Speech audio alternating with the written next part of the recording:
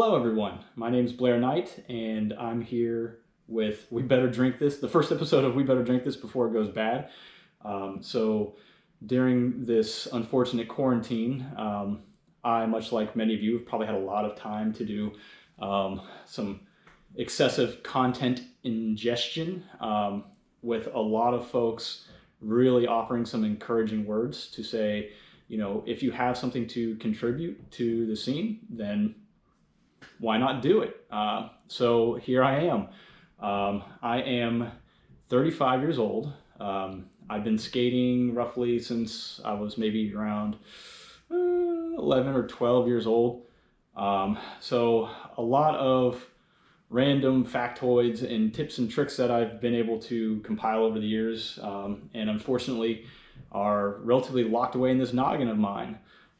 So my hopes of starting this YouTube channel is a means for me to start sharing everything I have with any and everybody that might be either returning to the sport or maybe even hopping into it for the first time. Some of the things that we're going to be talking about, you can find, there may be videos that already exist for it, but this is me kind of challenging myself just to do something to get active in with the community. So fingers crossed everything goes well. Now I will say, on top of being an older blader, that I am a big-footed older blader.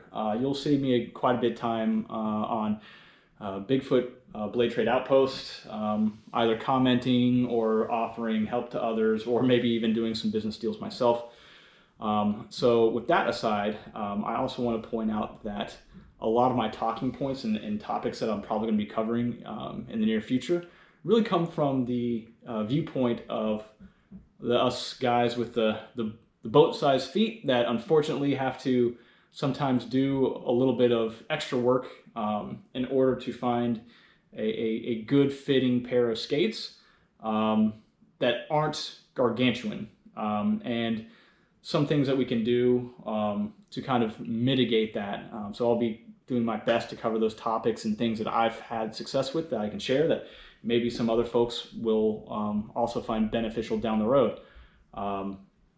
So today, episode 1, what do we have on the chopping block? Well, one thing that I've been wanting to get my hands on, and unfortunately will not be able to do so, are some of the Impala skates. I actually wanted to review those compared to, your classic Razor Colt boot. They just don't make them large enough in my size. So with that said, I thought it might be fun to kind of revisit something I haven't done in many, many, many years, which is actually Rit Dyeing a skate. So when drafting ideas, I thought it might be kind of fun, something kind of cheeky, to create a Shredpool themed Colt boot. So I'm not sure if you've actually seen the current pro wheel that he has out. It's pink, it's swirly, it's got some colors on there, got the unicorn thing going. So I definitely think that would be a fun project to start with. So here we go. So as far as getting these things prepped for the Rit Dye process, I'm going to have to disassemble the boot, which that's not hard to do. All you need is a basic set of Allen keys, whatever your preference is. And I also have, handy dandy skate tool just so I can handle any Phillip head screws that are on here. Friendly observation, I actually noticed, it looks like Razor's switched up the bolt game for the smaller Allen key bolts are on the bottom of the soles. They now require a star-shaped Allen key, which, lucky came in, but that means that I now have to keep up with this specific Allen key, or I'll have to get creative with sizing and wedge it and hope that I don't strip these out. So, friendly observation. Looks like now we have a specially star-shaped Allen key to accommodate the smaller bolts that come stock on the newer model Razor Colt boots. I also want to make sure that I give a big shout out to Aaron in Australia.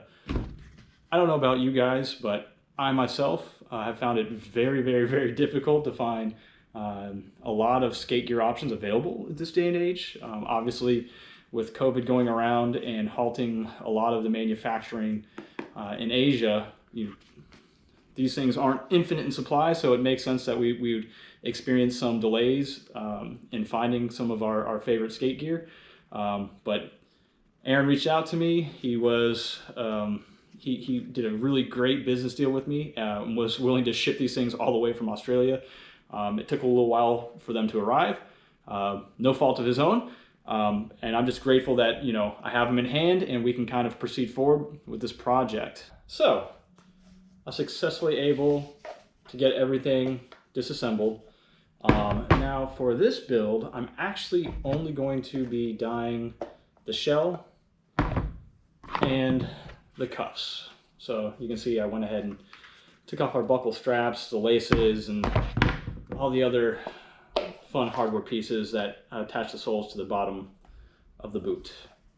I think I also mentioned, so this is going to be a Shredpool themed project. Now, for those who haven't seen the Pro Wheel, I'll just put that up. So if you had to guesstimate as to exactly what color we're actually going to be Rit dyeing today, well, the wheel should give a pretty good indication of what I'm going to be going for. Next thing that I'm going to do to help prep for this project is I'm going to take your basic, magic eraser or any type of really Brillo pad and just make sure that I've kind of done a once over and removed any wax that might be built up or scuffs and scrapes, really anything that would create a barrier between the Rit dye itself and the plastic surface. So lucky for me, I've already kind of given these a once over, and also lucky for me, the previous owner really took pretty good care of these, so there really wasn't a whole lot of work I had to do to get the boots and the cuffs ready for this.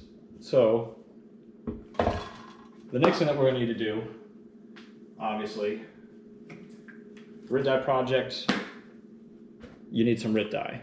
I mentioned earlier that I'm going to be going for a pink colorway to try and match that Shredpool wheel. So here I have some pedal pink Rit dye, which I actually got online from Amazon. It's pretty cheap. I think it's like $2 a bottle or something like that. So I'm more or less going to be committing potentially up to both bottles. I'm going to start with the one, and I'm going to see how that goes as far as color match. And if I think that it's not concentrated enough, then here's plan B, and we'll go from there. So what I also have is a really large pot. So what I'm going to do, and I've already got this filled with water, and I also created a little apparatus on the side, just rigged up quickly using a common household hanger. I just took it apart, a wire hanger, so that when our water gets to temp and I go to put our skate pieces into our hot water, I don't have to worry about the bottom of the shell contacting and resting on the bottom of this hot pot. So unfortunately, I haven't started heating my water, which I'm going to start that now. So the size of that pot is probably going to take another 20-30 minutes for this to get to temp. So more to come. So our pot is just below a boiling threshold. So I'm going to go ahead and add my first bottle of our Rit dye. Now obviously I don't want the water to get any hotter than that, because man, what a mess that would be if I added a bunch of dye solution and the pot boiled over. When working with Rit dye, it does a really good job of dyeing stuff. So you want to be prepared for drip mitigation and really containing the dye components to only the areas that you want them to be. In this case, we want all the dye to stay in the pot. Pretty self-explanatory. So let's do it.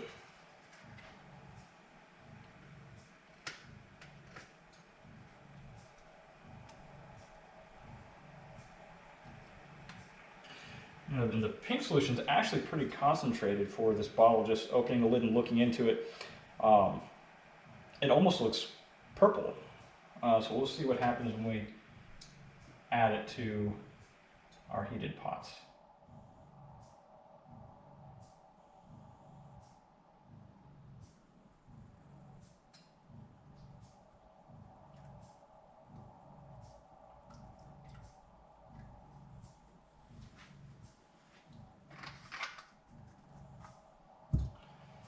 So currently,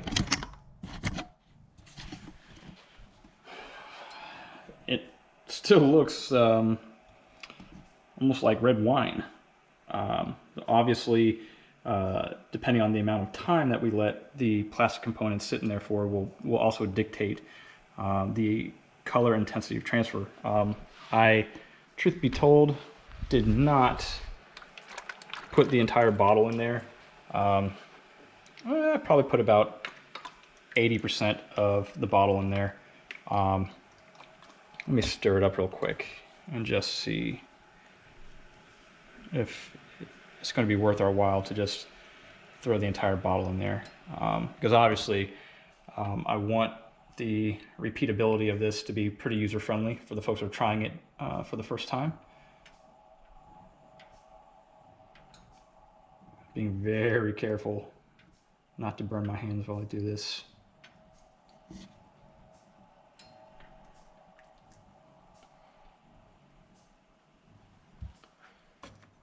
Okay.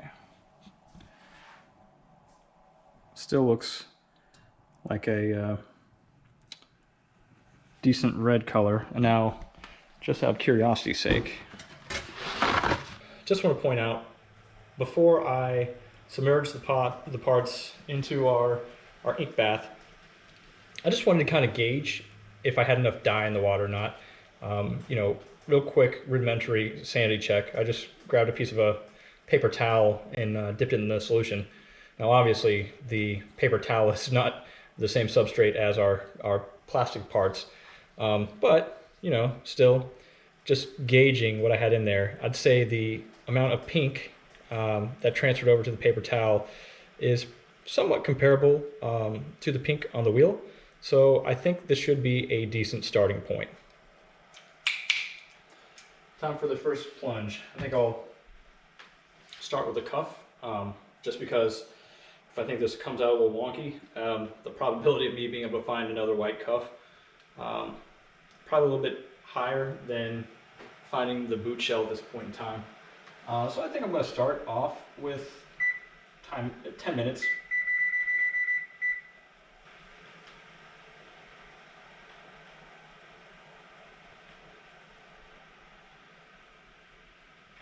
And now I'm just trying to make sure that I'm balancing my cuff on my little hanger apparatus I put in there so they're not contacting the very bottom of the pot. I don't want the plastic to get too hot.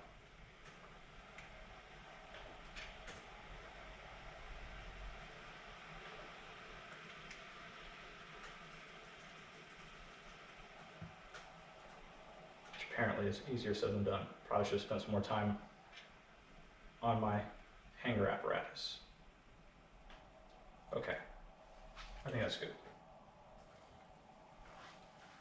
And now we wait. We'll spot check in 10 minutes, and if we don't like the shade, then I'll just let it soak in for potentially another 10 minutes, or I still have a second bottle of Rit Dye on standby. I could always up the amount of dye that I have in our water bath, but we'll just play by ear. We'll see. You know, there's always a learning curve with this type of stuff.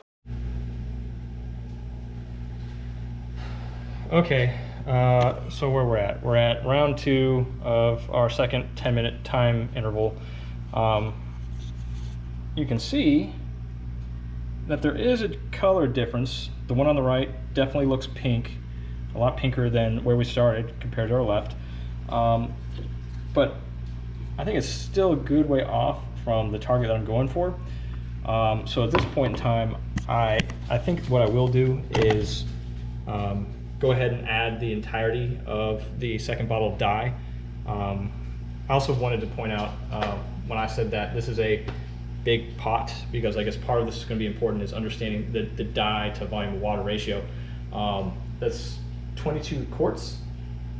So ultimately, whatever I get out of this, it's going to be 2 bottles of Rit Dye. Each one of these are 8 ounces compared to our 22 quart heating pan. All right, so let's keep going. I let our first cuff cook for probably 45 minutes, somewhere in that ballpark.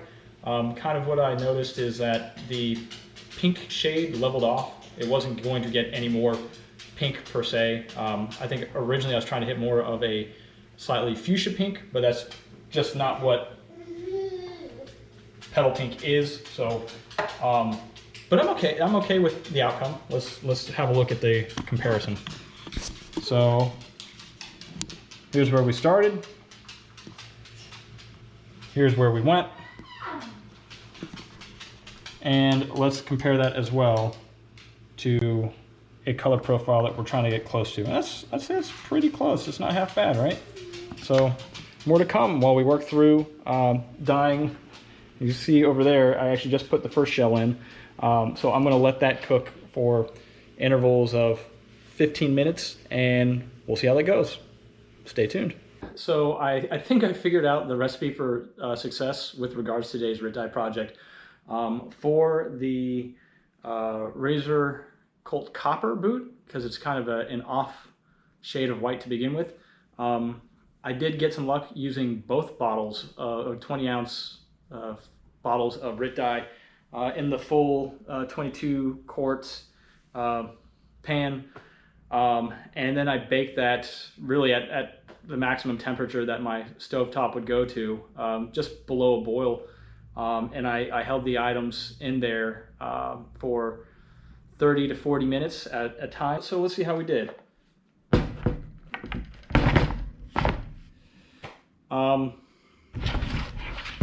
Yeah, I'm actually pretty pleased with the outcome. They're definitely pretty pink. Not quite a match to the Shredpool wheel, but I'd say close enough. They're actually a lot closer to the Impala boot, which is originally what I was wanting to do anyway. So yeah, yay Rit Dye. Only casualty was, you know, slight discoloration on the one finger, but no big deal. Okay, so the next step of this mod that we're kind of working on, I bought some throwback classic yellow Colt soles from Oak City Skate Shop. Thanks, Long. And I realized that the size 3 Featherlight frame is actually just a little too long for a corrected UFS receptor. So I'm actually going to have to Dremel out. If you look there, I've kind of already got marked up to the toe. I've got to expand that space out so the frame will have a spot to sit on both boots. And actually, while we're looking at it, the old Colt soles didn't actually come with this UFS adapter built into the heel block. So Daniel Doe, pardon me if I pronounced that incorrectly, he actually uploaded a 3D print file on Thingiverse for the ground control UFS adapter. So I went on there and had a colleague actually print me off a set. So shout out to him. That guy's awesome for putting that file up for us to access. Because I know, yet again, really one of the points of this channel is to shed light on some oldies but some goodies that you can get relatively cheap. And Colts, they've been around for forever. So maybe this is something that somebody else might need to get their hands on in the near future. Also considering all the stuff that Jay Thursday's throwing out there with the new aluminum carbide backside plate as well as the ground control H blocks. I would imagine sooner than later, people are going to want to get their hands on a pair of Colts again. So, Thingiverse, Daniel Doe, in case anybody else might need to get their hands on one of these, because obviously this is something that you can't buy in shops anymore. You can always find a resource if someone has a 3D printer. The file's available. You can get your hands on it. So far, so good for me. But now I'm going to have to pause here and do some light Dremel work. So safety first. Spent a little time after I Dremeled out the front of the sole plate so that the frame would properly fit and align with the new centered UFS holes on the bottom of the boot. One thing I did not account for during the Rit Dye process is the plastic of the shells actually expanded out a little bit. So getting the soles back on the boot turned out to be a bit more of a challenge than I was initially expecting. There were a few bolts on the bottom when I was trying to get the soles back on where I needed my wife's help to actually assemble the boot back together. It was one of those odd scenarios where it really needed 4 hands in order to get everything together. So there I was clamping the sole to the boot, and then didn't have a free hand to Allen key the bolt into the receptor thereof. So my wife was a champ and definitely helped me out. So yeah, let's look at the finished product. Initially when I set out, I wanted to kind of get as close as possible to that Impala skate with a tie back to the Shredpool Pro wheel. All things considered, I think the skate actually came out really nice.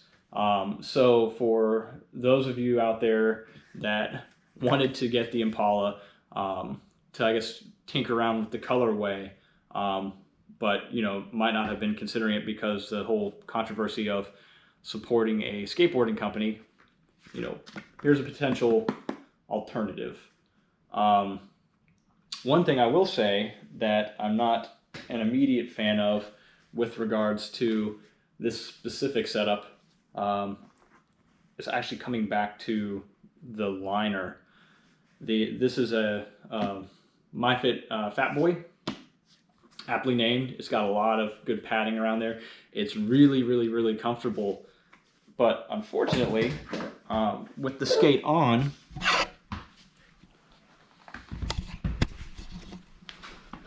I have a ton of forward flex, and really it's because the padding in the tongue is so thick right here and all around that I can't close the cuff really any further than this.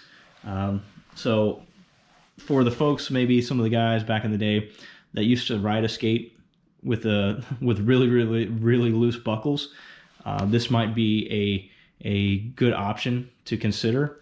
I myself was not one of those guys. Now, to be fair, I will say, kind of to offset this, the heel lock in the liner feels surprisingly well. My primary concern with skates that have this much forward flex with them is that it kind of can affect the overall responsiveness. But the heel lock, or the padding around the heel built in the liner, my heel's still pretty locked in the skate, so it's kind of an interesting feeling of having this much forward flex without having any heel lift. So kind of a surprise on that front.